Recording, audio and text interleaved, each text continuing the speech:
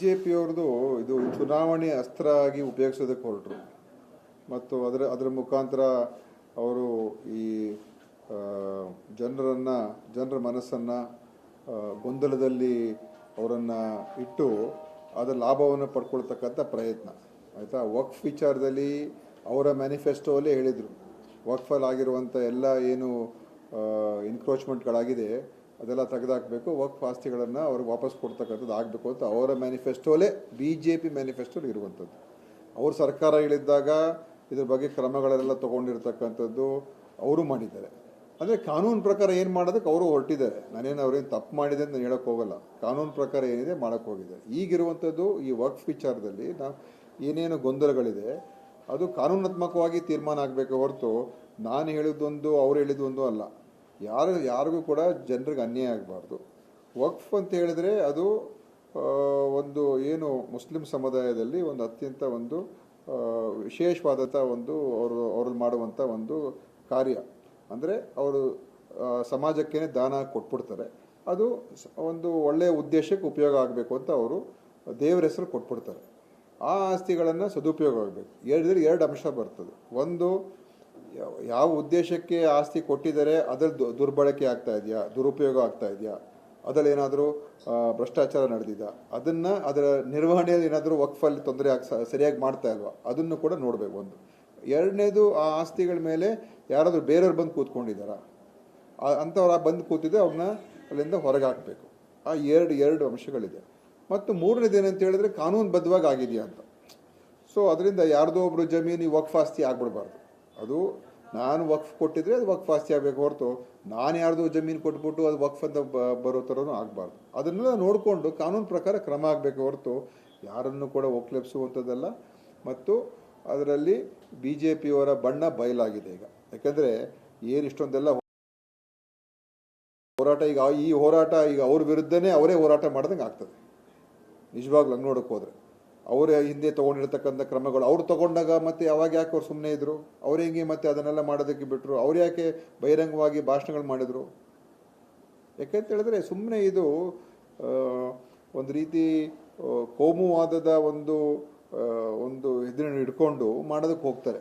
ಅಂದರೆ ಅವ್ರಿಗೆ ಒಂದು ರೀತಿ ರಾಜಕೀಯ ಸ್ವಾರ್ಥಕ್ಕೋಸ್ಕರ ಜನರ ಮನಸ್ಸು ಜನರಿಗೆ ಏನೇ ತೊಂದರೆ ಆದರೂ ಕೂಡ ಅವ್ರಿಗೆ ಏನು ಸಮಸ್ಯೆ ಇಲ್ಲ, ಅವ್ರಿಗೆ ಲಾಭ ಆಗಬೇಕು, BJPಗೆ ಲಾಭ ಆಗಬೇಕು. ಸೊ ಈ ಸ್ವಾರ್ಥ ರಾಜಕಾರಣ ಬಿಡಬೇಕು ಅವರು. ಮತ್ತು ಇದನ್ನು ಒಂದು ಸರ್ಕಾರ ಇದೆ, ಕಂದಾಯ ಇಲಾಖೆ ಇದೆ, ವಕ್ಫ್ ಇಲಾಖೆ ಇದೆ, ಮುಖ್ಯಮಂತ್ರಿಗಳು ಹೇಳಿದ್ದಾರೆ, ಕೂತ್ಕೊಂಡು ಇದರಲ್ಲಿ ಏನಿದೆ ಸಮಸ್ಯೆ ಅದನ್ನು ಬಗೆಹರಿಸ್ಕೊಳ್ತಕ್ಕಂಥದ್ದನ್ನು ಸರ್ಕಾರ ಮಾಡ್ತದೆ. ಅದ್ರ ಬಗ್ಗೆ ಯಾರೂ ಅನುಮಾನ ಪಡಬೇಕಾಗಿಲ್ಲ. ಮತ್ತು ಯಾರಿಗೂ ಕೂಡ ತೊಂದರೆ ಆಗದೇ ಇರೋ ರೀತಿಯಲ್ಲಿ ಕಾನೂನು ಪ್ರಕಾರ ಅದು ನಡ್ಕೊಳ್ಳುವಂಥದ್ದು ಆಗಬೇಕು ಅಷ್ಟೇ. ಸುಮ್ಮನೆ ಇವರು ನೋಡಿ, ಈಗ ಅದ್ರ ಜನನು ಕೂಡ ಅವ್ರ ಮಾತು ಕೇಳಿಲ್ಲ ಬಿಡಿ, ಅದು ಬೇರೆ ಪ್ರಶ್ನೆ. ಮತ್ತು ಅನೇಕ ಮಾಧ್ಯಮಗಳಲ್ಲಿ ಕೂಡ ನಾವು ನೋಡ್ದು ಏನವರು ಕೆಲವರು ಮಾತಾಡಿದ್ದು, ಮೀಡಿಯಾ ಯಾರು TV ಇವರು ಕೂತ್ಕೊಳ್ತಾರಲ್ಲ ಡಿಬೇಟ್ಗಳಲ್ಲಿ ಕೆಲವರೆಲ್ಲ, ಅಂದರೆ ಮೀಡಿಯಾದವರೇ ಏನದು ಮಾತಾಡಿದ್ದೆಲ್ಲ ನೋಡ್ದು. ಅದಕ್ಕೋಸ್ಕರ ಸ್ವಲ್ಪ ಜವಾಬ್ದಾರಿಯುತವಾಗಿ ನಾವೆಲ್ಲ ನೋಡಬೇಕು. ಇದನ್ನು ಪ್ರಚೋದನಕಾರಿಯಾದಂಥ ರೀತಿಯಾಗಿ ನೋಡೋದಕ್ಕಿಂತ ಕಾನೂನುಬದ್ಧವಾಗಿ ಒಳ್ಳೆಯ ಸರ್ಕಾರ ಕೂಡ ಜವಾಬ್ದಾರಿ ಇದೆ, ನಾವು ಅದನ್ನು ಮುಕ್ತವಾಗಿ ಸ್ಪಷ್ಟವಾದಂಥ ಹೆಜ್ಜೆ ಇಡ್ತೀವಿ. ಸರ್, ಚನ್ನಪಟ್ಟಣದಲ್ಲಿ ನೀವು ಕೂಡ ಸಾಕಷ್ಟು ಓಡಾಡಿದ್ರೆ, ಹಲವು ಕಡೆ ಎಲ್ಲ ಫಲಿತಾಂಶ ಕೊನೆಗೂ ಕೂಡ ನಿಮ್ಮ ಇದಾಗಿದೆ. ಬಟ್ ನಿಖಿಲ್ ಕುಮಾರಸ್ವಾಮಿ ಒಂದು ಮಾತನ್ನು ಹೇಳಿದರೆ, ಒಂದು ಸಮುದಾಯ ನಮ್ಮನ್ನು ಕೈ ಬಿಟ್ಟಿದೆ, ಹಾಗಾಗಿ ನಾವು ಆಲ್ಟರ್ನೇಟಿವ್ ಸಮುದಾಯವನ್ನು ಹುಡುಕೊಳ್ಬೇಕಾಗತ್ತೆ ಅಂತ. ನೋಡಿ, ಈ ಥರ ಎಲ್ಲ ಮಾತಾಡುವಂಥದ್ದು ಸರಿಯಲ್ಲ. ಯಾಕೆಂದರೆ ಅಲ್ಲಿ ಚನ್ನಪಟ್ಟಣ ನಗರದಲ್ಲಿ ಅವರು ಎಲ್ಲ ಕಡೆ ಸೋತಿದ್ದಾರೆ, ಆಯಿತಾ. ಮತ್ತು ಬೇರೆ ಕಡೆ ಸಮಾನವಾಗಿ ಬಂದಿದೆ. ಅದರಿಂದ ಇವತ್ತು ಒಂದು ಸಮುದಾಯ ನಮಗೆ ಕೈ ಬಿಟ್ಟಿದೆ, ಸೋಲಿಸಿದೆ ಅದೆಲ್ಲ ಹೇಳೋದಕ್ಕಿಂತ ಹೆಚ್ಚಾಗಿ ಆ ಸಮುದಾಯ ವಿಶ್ವಾಸವನ್ನು ಪಡ್ಕೊಳ್ಳೋದಕ್ಕೆ ನೋಡಬೇಕು. ಮತ್ತು ಯಾರು ಜನ ಅವ್ರನ್ನ ದೂರ ಹೋಗಿದ್ದಾರೆ ಅವ್ರ ವಿಶ್ವಾಸ ಪಡ್ಕೊಳ್ಳೋಕೆ ನೋಡಬೇಕು, ಆಯಿತಾ. ನೀವು ಒಂದೊಂದು ದಿವಸ ಒಂದೊಂದು ರೀತಿಯಲ್ಲಿ ಮಾತಾಡಿದ್ರೆ, ನಿಮಗೆ ಸಿದ್ಧಾಂತನೇ ಇಲ್ಲದೆ ಹೋದರೆ ಯಾರು ನಂಬ್ತಾರೆ ನಿಮ್ಮನ್ನು? ಸೈದ್ಧಾಂತಿಕವಾಗಿ ನೀವು ಸ್ಪಷ್ಟವಾಗಿದ್ದರೆ ಜನ ನಂಬ್ತಾರೆ. ನಿಮ್ಮ ಸಿದ್ಧಾಂತನೇ ಇಲ್ಲ ಅಂತ ನೀವೇ ಹೇಳ್ಕೊಂಬಿಟ್ಟಿದ್ದೀರಾ, ನಮ್ಗೆ ಅಧಿಕಾರನೇ ಬೇಕು, ಅಧಿಕಾರನೇ ನಮ್ಗೆ ಸಿದ್ಧಾಂತ. ಆ ಥರ ಇದ್ದಾಗ ನಿಮ್ಮನ್ನು ಯಾರು ನಂಬ್ತಾರೆ? ಯಾರ ಜೊತೆ ಇದ್ದರೂ ಹೋಗೋದಕ್ಕೆ ನೀವು ತಯಾರಾಗಿದ್ದೀರಾ, ಯಾರ ಜೊತೆನೂ ಕೂಡ ಕೈ ಜೋಡಿಸಿ ನಿಮ್ಗೆ ಅನುಕೂಲ ಆಗುತ್ತೆ ಅಂತ ಹೇಳಿದ್ರೆ ನೀವು ಎಲ್ರಿಗೂ ಸಹಿ ಅಂತ ಹೇಳುವಂಥವು. ಅದರಿಂದ ಸೈದ್ಧಾಂತಿಕವಾದಂಥ ಒಂದು ನೆಲೆಗಟ್ಟನ್ನು ಬೆಳೆಸ್ಕೊಂಡು ಮತ್ತು ಒಂದು ತತ್ವಾಧಾರಿತವಾದಂಥ ರಾಜಕಾರಣ ನಿಖಿಲ್ ಅವ್ರು ಮಾಡಿದ್ರೆ ಅದು ಅವಾಗ ಸರಿ ಹೋಗ್ತದೆ. ಸುಮ್ಮನೆ ಒಂದು ಹೇಳಿಕೆಯಿಂದ ಏನು ಬದಲಾವಣೆ ಆಗಲ್ಲ. ಜನರೇನು ಅಷ್ಟೇನು ದೊಡ್ಡರಲ್ಲ, ಮೂರ್ಖರಲ್ಲ. ಅಲ್ಲ, ಕಾಂಗ್ರೆಸ್ ದ್ರೋಹ ಮಾಡಿದ್ರೆ ನಾನು ಹೋಗಿದ್ದು ಅಂತ ನೋಡಿ, BJP ದ್ರೋಹ ಮಾಡಿದಾಗ ಕಾಂಗ್ರೆಸ್ ಕಡೆ ಬರ್ತಾರೆ, ಕಾಂಗ್ರೆಸ್ ದ್ರೋಹ ಮಾಡಿದಾಗ BJP ಕಡೆ ಹೋಗ್ತಾರೆ. ಅವ್ರ ಜೊತೆಲಿದ್ದವ್ರು ಯಾರಿಗೆ ಬೆಳೀತಾ ಇದ್ದಾರೆ ಅವ್ರನ್ನೆಲ್ಲ ಮುಗಿಸ್ತಾರೆ. ಅದರಿಂದ ಇವ್ರಿಗೆ ಅವ್ರ ಸರ್ವೈವಲ್ ಆಗಬೇಕಷ್ಟೇ. ಇವತ್ತು ಕುಮಾರಸ್ವಾಮಿ ಅವರು ಅವ್ರ ಕುಟುಂಬ ಸರ್ವೈವ್ ಆಗಬೇಕು, ಬೇರೆ ಇನ್ನೇನೂ ಇಲ್ಲ. ಬೇರೆ ಯಾರಾದ್ರೂ ಬೆಳೆದಿದ್ದಾರ ಆ ಪಕ್ಷದಲ್ಲಿ? ಬೇರೆ ಯಾರಾದ್ರೂ ಅದು ಅವ್ರದ್ದೇ ಸಮುದಾಯದ ಯಾರಾದರೂ ಒಬ್ಬರಾದರೂ ಬೆಳೆಯೋದಕ್ಕೆ ಬಿಟ್ಟಿದ್ದಾರೆ? ಅವರು ಯಾರಾದರೂ ಬೆಳೆದಿದ್ದಾರೆ ಅವರೆಲ್ಲ ಬಿಟ್ಟು ಹೋಗಿದ್ದಾರೆ, ಅವರಿಂದ ಬಿಟ್ಟು ಹೋಗಿದ್ದಾರೆ ಹೊರತು ಅವ್ರ ಜೊತೆಲಿ ಇತ್ಕೊಂಡು ಯಾರೂ ಬೆಳೆದಿಲ್ಲ.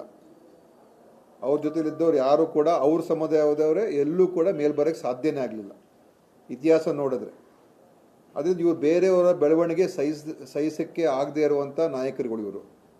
ಕೇವಲ ಕುಮಾರಸ್ವಾಮಿ ಅವರು, ಎಚ್ ಡಿ ದೇವೇಗೌಡರ ಕುಟುಂಬ, ರೇವಣ್ಣ, ನಿಖಿಲ್, ಪ್ರಜ್ವಲ್, ಸೂರಜ್, ಭವಾನಿ, ಅನಿತಾ ಇಷ್ಟೇ ಆಗ್ಬಿಟ್ರೆ ಬೇರೆಯವ್ರಿಗೆ ಎಲ್ಲಿದೆ ಜಾಗ ಅಲ್ಲಿ? ಅಥವಾ ಅವ್ರ ಗುಲಾಮರ ಥರ ಇರಬೇಕು ಅಥವಾ ಬಿಟ್ಟು ಹೋಗಬೇಕು. ಈ ಥರದ ಪರಿಸ್ಥಿತಿಗಳಾಗಿದೆ. ಅದರಿಂದ ಸ್ವಲ್ಪ ಆದರೂ ಅವರು ನಿಖಿಲ್ ಈಗಲಾದರೂ ತಿಳ್ಕೊಂಡು ಮುಂದೆ ಆದರೂ ಅವರು ಒಂದು ಬದಲಾವಣೆಯನ್ನು ತರ್ತಕ್ಕಂಥ ಪ್ರಯತ್ನ ಮಾಡಿದ್ರೆ ಅವ್ರಿಗೆ ಒಳ್ಳೇದು.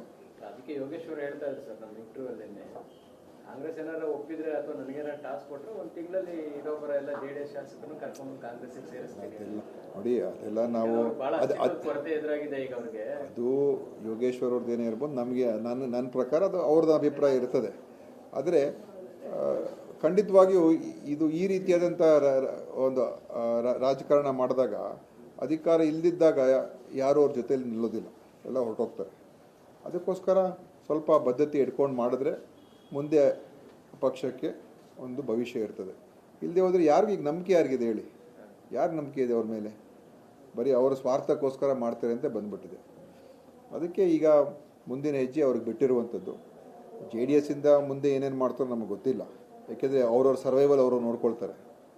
ಕಾಂಗ್ರೆಸ್ಗೂ ಬರ್ಬೋದು, BJPಗೂ ಹೋಗ್ಬೋದು, ಅಲ್ಲೇ ಉಳಿಬೋದು, ಏನಾದರೂ ಮಾಡ್ಬೋದು. ಸುಳಿವಿದೆಯಾ ಸರ್ JDS ಇಂದ ಬರುವಂಥ ಶಾಸಕ? ಈಗಾಗಲೇ ಕೆಲವರೆಲ್ಲ ಎಷ್ಟು ಜನ ಬಂದಿದ್ದಾರೆ, ಎಷ್ಟು ಜನ ಇದ್ದಾರೆ ಈಗ ನಮ್ಮ ಪಕ್ಷದಲ್ಲಿ, ಎಷ್ಟು ಜನ ಇದ್ದಾರೆ? ಈಗ ಬಾಲಕೃಷ್ಣ, ಚಲುವರಾಯ ಸ್ವಾಮಿ ಇವರೆಲ್ಲ ಎಲ್ಲಿಂದ ಬಂದವರು? ಸಿದ್ದರಾಮಯ್ಯ ಸಾಹೇಬರು ಎಲ್ಲಿಂದ ಬಂದರು? ಯಾಕಂದರೆ ಈ ಒಂದು ಸ್ವಾರ್ಥ ರಾಜಕಾರಣ ಮಾಡಿ ಮಾಡಿ ಮಾಡಿ ಒಂದು ಒಳ್ಳೆಯ ಪಕ್ಷವನ್ನು ಸಂಪೂರ್ಣವಾಗಿ ಹಾಳು ಮಾಡಿರೋರೇ ಇವರು. ಆ ಪಕ್ಷವನ್ನೇ ಹಾಳು ಮಾಡಿಟ್ಕೊಟ್ರು. ನಮ್ಮ ಪಕ್ಷದಲ್ಲಿ ಇವತ್ತೆಲ್ಲ ಎಲ್ಲ ಇದ್ದಾರಲ್ಲ, ಎಷ್ಟು ಜನ ಇದ್ದಾರೆ?